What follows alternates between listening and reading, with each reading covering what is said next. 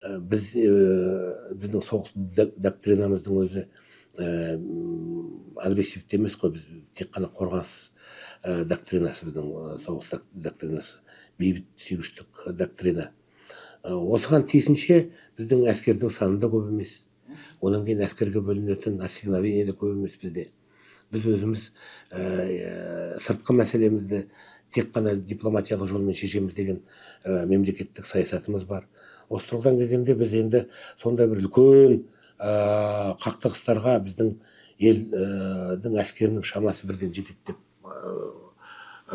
тұжырым жасауға келмейді.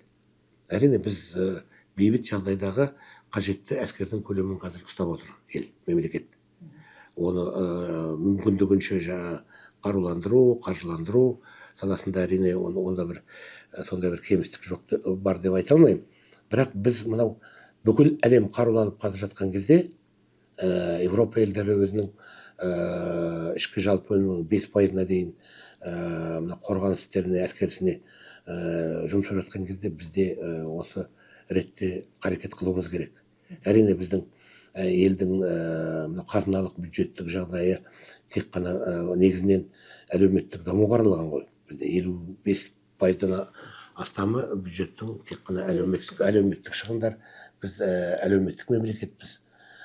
Бірақ енді қазіргі жағдайда сыртқы геосаяси қатерлерді есептеп назарға алып, мен ойлаймын, мемлекеттік жаңа кешегі президент Тоқаевтың өткізген жиынның бір саласы осы әскердің әлеуетін күшейту тұрғысында да әңгіме болды деп ойлаймын. Ол міндетті түрде қазіргі жағдайда қолға алынатын шаруа. Яғни алдағы уақытта үкімет сіздерге бюджетке өзгеріс енгізіп, әскерге бөлінетін шығыс көзін көбейту туралы ұсыныспен келуі мүмкін бе? Әбден мүмкін. Оның үстіне бізде өзі біздің әскери бюджеттің бір бөлігі қазір жасырын құпия түрде жүргізіледі ғой. Оны біз бүкіл әлемге жар салып, біз осындай қорғаныс істеріне осынша қаржы бөліп жатырмыз деп оны бір қиқулататын қажеттілік жоқ. Сондықтан бұған қосымша енді қазір үкіметтің мүмкіндігі бар, қосымша резервтегі қаржы қоры бар деген сияқты әлде бір басқа мүмкіндіктердің әсерінен әскердің қазір мынау шұғыл бір күшейту оның мүмкіндіктерін, енді оны бір деммен қазір бір айдың ішінде бір тәуір күндердің ішінде күшейте салу мүмкін емес. Енді бұған деген осы сыртқы қатерлерге қарсылықтың көзқарасын біз мемлекеттік тұрғыда, елдік тұрғыда қалыптастыруымыз керек деп ойлаймын. Енді бір сөзбен айтқанда, бұл жерде біздің мүмкіндігіміз әскердің санына қарап есептейтін болсақ, бұл әрине өте аз. Бірақ бізде қазір егерде 80 мыңның көлемінде 100 мыңға жетпес әскеріміз бар десек, бірақ бізде соңғы кезде қабылданған заңдар бар.